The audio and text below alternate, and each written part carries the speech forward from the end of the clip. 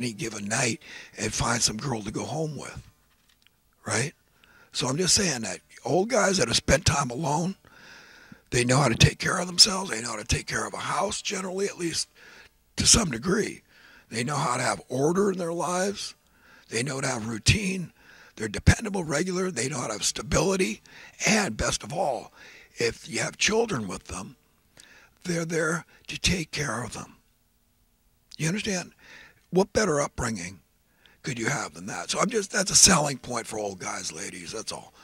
I'm just trying to sell myself here, I guess. The selling points of an old man, right? But, I'm really middle aged because I always like to say, break it up in threes. Chapter 6 in Genesis is God determined our years will be 120. And from 0 to 40, you're young. From 40 to 80, you're middle aged. And from 80 to 120, you get to call yourself old, like wine. That's the way you got to think psychologically because there's so much dread involved. People start thinking of numbers. Oh my God, I'm turning 40. I remember oh my God, midlife crisis. And then you realize, oh my God, time keeps on going by. I keep having birthdays. Even though I told everybody stop, I quit having birthdays. And then 50, oh my God, you're such an old person. At 50, you think, oh my God, that number is so big. Half a century. And then there's 60, right? Oh, and then you know what you're looking at. What's ahead? 70. Oh my God, people are dropping dead at 70, in their 70s. And 80, the gig is up, man. It's over. You're an old fart then, right? But you've got to look at the positive side. You got to look through God's point of view. You got the wisdom.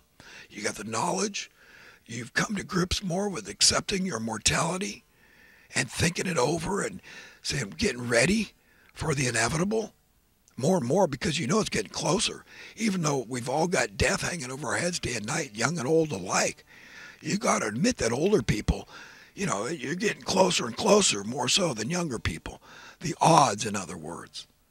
So, respect your elders reason and learn from them. They got a lot to teach you with the wisdom they've got. And elder people, I tell you, keep your chin up. Turn to God for the opinion you got about aging. Just think of it like wine. You get better and better with age. That's it. More and more refined. More and more knowledgeable. Wiser and wiser. Better and better. That's the way you need to look at it. More realistic. More accepting of your mortality, the inevitable. You've got more to offer. And that's about all I got to say about that.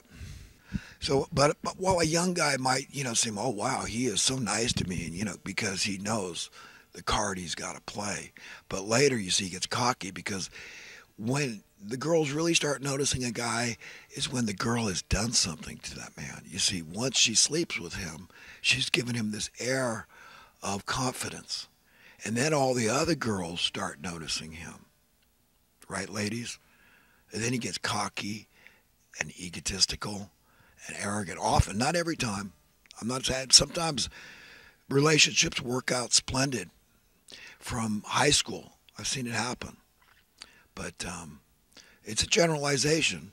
But in light of full disclosure, I think it's a fair assessment that you got to watch it. If you want to keep the guy, make him hungry.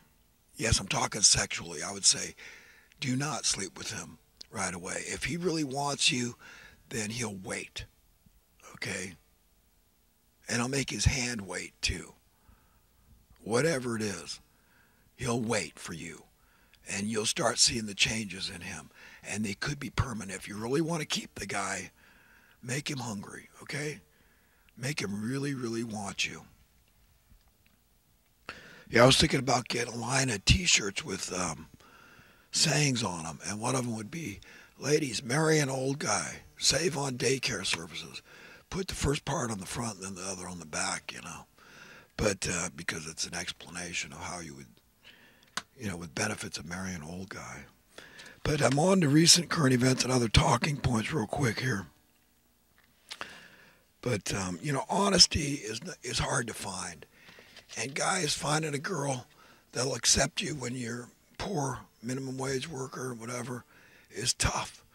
That's why so many, Latinas, I think, more accepting. They come from poor countries, so women that come from poor countries, or maybe their parents were poor, they're more sympathetic toward that. But generally speaking, and you can understand it. I mean, women love money because they're the nesters. They want that security. Guys, a lot of time, they don't think about that. But the ones that did usually got careers that made them a lot of money. But people need to step back and ask themselves, would I be doing the job I'm doing if no money was involved? If I was born wealthy and there was no need for money, when God gets his way, that's how it's going to be. Then think about it. You got some soul searching to do. If you would still be doing it, you're fine. Okay, you're fine to keep doing whatever you do to serve the public. But other people need to think about it. Remember, you're free to change your mind about what you do, how you serve the public, anytime you want. But it's unnatural to not want to serve the public in some way. Very unnatural. We all have an inherent need, an innate need to give back. When the world's been handed to you on a silver platter, you need to give back. You have that need. It's a compulsion, an irresistible need, urge. In order to be content, satisfied, gratified, we must serve. So society can't break down. The jobs are still going to get done. Innovation will be spurred, and we will find more and more easier and easier ways to produce in abundance all the things we want and need. Even today, there's plenty of housing all over the world where any one of us should be able to live wherever we want, as long as we want, at any time we want, and change it up anytime we want, right now. That's how much excess housing, that's how much of a glut of housing there is. Don't be fooled by high prices. It's like diamonds. They're regulated by the investors that own them all, right? They say, well, let's meter them out very slowly. Then we get top dollar. It's a lot better than, flooding the market with them, and then the price goes down, right? You understand how this works? The scam, the scheme, the slaver class. They've had to get more tricky. They can't just enslave people based on their race or their color now. They got to be tricky, and they got to do it gradually. Like the analogy of putting a frog in a pot of cold water. Got to turn the heat up slow so they don't jump out. Another thing Jimmy Carter did, he imposed a 55-mile-an-hour speed limit nationwide to save fuel during the gas shortage that he knew was BS. But I wonder how many lives were saved during that time.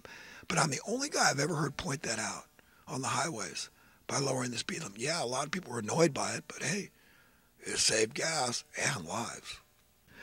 Before I've talked about whether or not our planet is growing or shrinking, because you hear people say, well, the world isn't getting any bigger, what they're referring to the Earth, right?